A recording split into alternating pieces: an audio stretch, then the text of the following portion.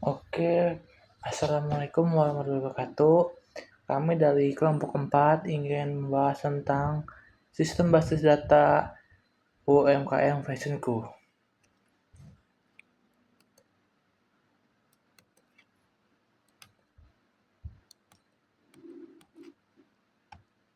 Oke, pertama-tama saya ingin memperkenalkan anggota kelompok saya terlebih dahulu. Yang pertama ada saya sendiri, Muhammad Davinsa Dinovka, Juvita Regia Putri, Nasya Azahra, dan yang terakhir ada Muhammad Fadil Rashid. Pertama kita masuk ke profil UMKM Fashionku. UMKM Fashionco merupakan usaha toko online yang menjual produk fashion berupa kaos, kemeja, celana, dress, dan jaket dengan variasi ukuran S sampai XXL. Serta berbagai pilihan warna. Penjualan dilakukan melalui Instagram, WhatsApp, Shopee, dan Tokopedia. Fashionco memiliki omset bulanan sekitar 15 juta sampai 25 juta dengan 50 hingga 70 transaksi per bulannya. Seiring meningkatnya jumlah transaksi dan variasi produk, pengolahan data penjualan stok dan pelanggan menjadi semakin kompleks. Saat ini pencatatan data masih dilakukan secara manual dan terpisah setiap plafon sehingga beresiko menimbulkan kehilangan data, ketidaksesuaian stok, serta kesulitan dalam memantau kinerja usaha secara menyeluruh. Nah, kita masuk ke analisis permasalahannya. Pertama, kita mencatat manual. Data penjualan masih dicatat secara manual di buku dan atau di handphone sehingga rawan hilang dan tidak terstruktur. Kondisi ini menyulitkan pemilik usaha dalam memantau perkembangan penjualan, menganalisis kinerja, serta menyusun laporan secara akurat. 2. Manajemen stok buruk. Manajemen stok yang buruk terjadi ketika pencatatan, pengendalian persediaan barang tidak dilakukan secara teratur dan akurat. Akibatnya UMKM mengalami kehabisan stok yang diminati pelanggan atau sebaliknya terjadi penumpukan barang yang kurang laku. Kondisi ini dapat menyebabkan keterlambatan pengiriman, penurunan kepuasan pelanggan, serta kerugian finansial akibat barang penumpukan atau rusak. Yang ketiga ada pelanggan tidak tersusun rapi.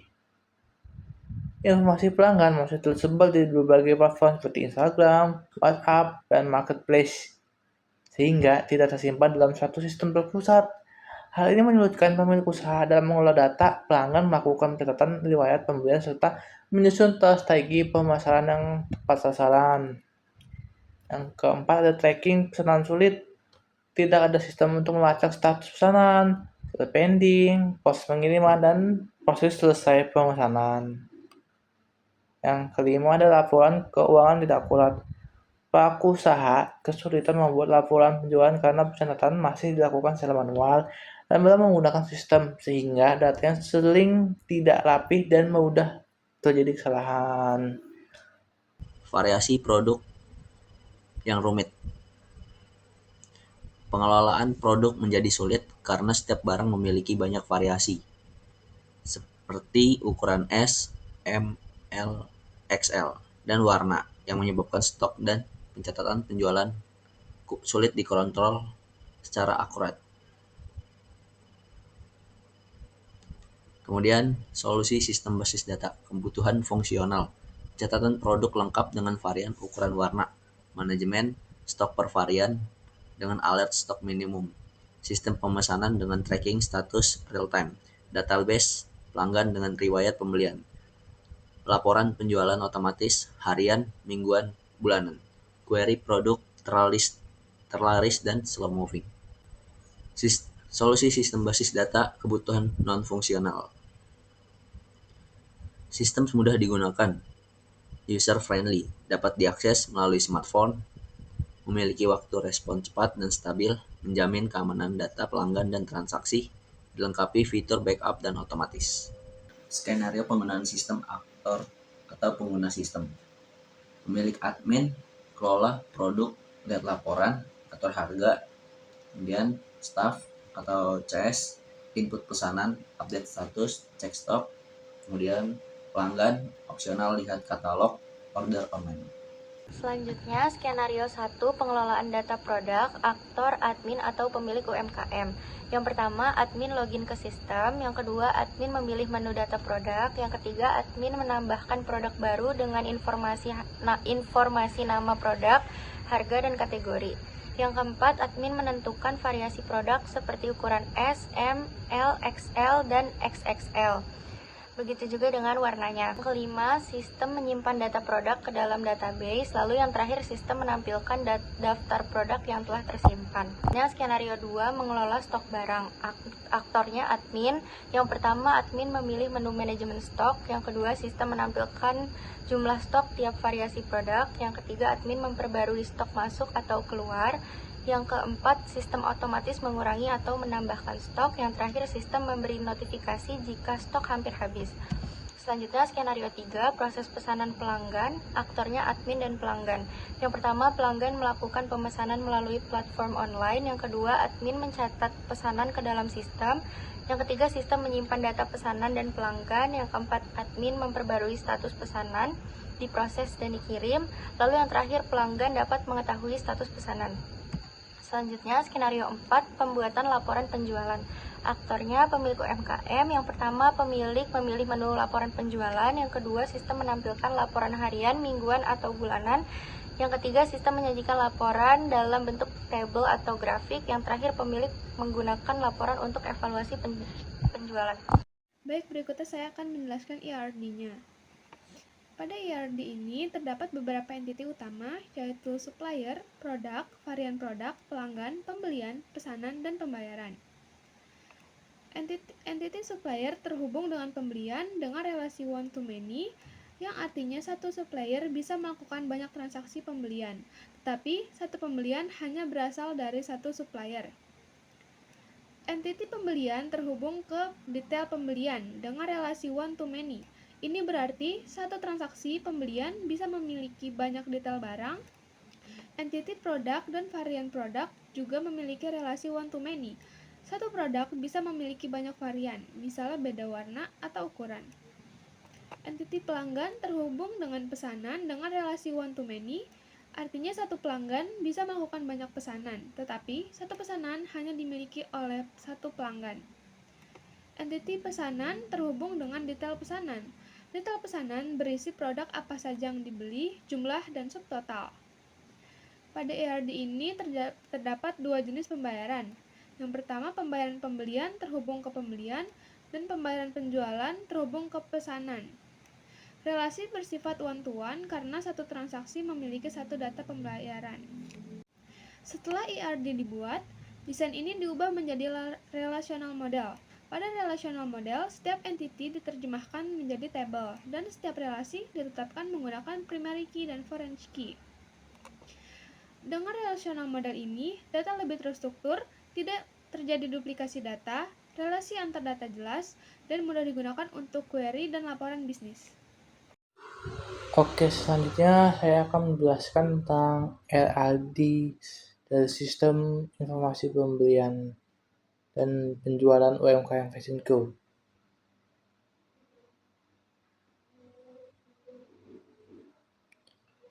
Nah, yang pertama ada entitas supplier. Entitas supplier ini berfungsi untuk menyimpan data pemasok, barang, atribut yang dimiliki dari supplier. Inilah ID supplier, nama handphone, email, alamat.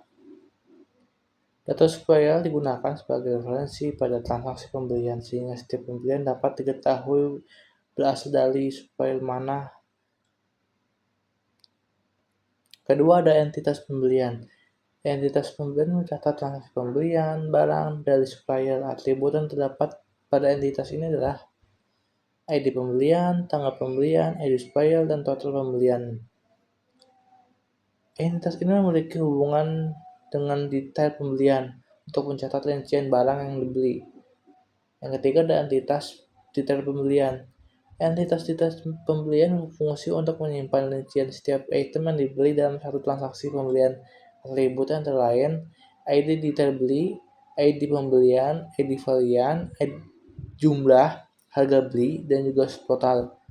Relasi ini menunjukkan bahwa satu pembelian dapat memiliki banyak detail pembelian atau one to many. Entitas produk menyimpan informasi utama mengenai barang yang dijual. Atribut memiliki ID produk, nama produk, kategori, harga, status produk, dan juga deskripsi. Data produk menjadi dasar dalam pengelolaan varian dan transaksi penjualan. 5. Ada entitas varian produk. Entitas varian produk digunakan untuk menyimpan variasi dari suatu produk seperti ukuran dan warna. Atribut antara lain ID varian, ID produk, warna, ukuran, harga varian, stok. Entitas ini memungkinkan satu produk memiliki beberapa varian yang berbeda.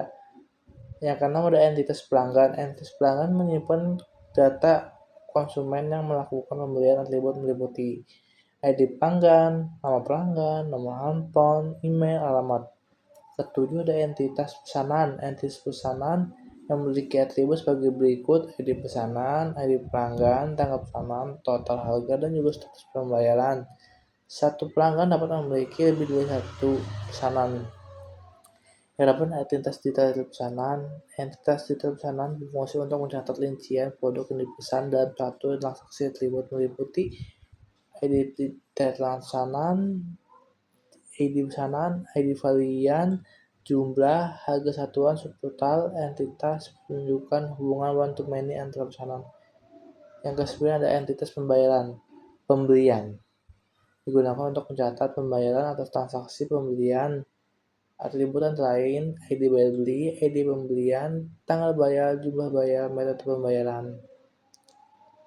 Serta ada entitas pembayar penjualan, mencatat pembayaran dari pelanggan atas pesanan yang dilakukan. Atribut yang dimiliki sebagai berikut: ID bayar jual, ID pesanan, ID tanggal bayar, jumlah bayar, dan juga metode pembayaran. Kesimpulannya, seluruh LAD ini menggambarkan data yang saling terintegrasi antara supplier, produk, pelanggan, pembelian, penjualan, dan juga pembayaran. Dengan adanya rancangan basis data ini, sistem diharapkan mampu membantu UMKM dalam mengelola transaksi lebih struktur, akurat, dan efisien, baik dari posisi operasional maupun pencatatan keuangan. Baik, selanjutnya saya akan menjelaskan proses pembuatan dan pengisian database untuk UMKM Fashionku, yaitu usaha yang bergerak di bidang penjualan produk fashion seperti baju, celana, dan hoodie. Langkah pertama yang saya lakukan adalah membuat tabel yang dibutuhkan dengan perintah create table. Pada tahap ini, saya juga membentuk primary key dan foreign key agar setiap tabel saling terhubung dan data tidak berdiri sendiri.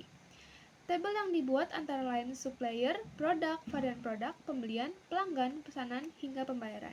Pada tahap kedua, langkah selanjutnya adalah mengisi data menggunakan perintah insert into. Data yang dimasukkan merupakan data contoh yang realistis untuk UMKM Fashionku seperti data supplier, produk, pelanggan, dan transaksi.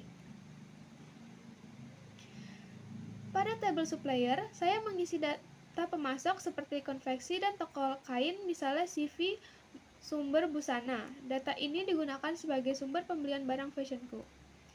Tabel pembelian mencatat transaksi pembelian dari supplier seperti tanggal dan total pembelian. Sedangkan detail pembelian berisi rincian barang yang dibeli seperti jumlah kaos atau celana dan harga belinya. Tabel produk berisi barang yang dijual seperti kaos, celana jeans, dan hoodie. Tabel pelanggan menyimpan data pembeli seperti nama dan alamat yang digunakan dalam proses pemesanan. Tabel pesanan mencatat transaksi penjual yang dilakukan pelanggan. Detail pesanan mencatat produk apa saja yang dipesan beserta jumlah dan subtotalnya. Tabel pembayaran pembelian mencatat pembayaran ke supplier, sedangkan pembayaran penjualan mencatat pembayaran dari pelanggan. Dengan tabel ini, status pembayaran bisa dipantau apakah sudah lunas atau belum.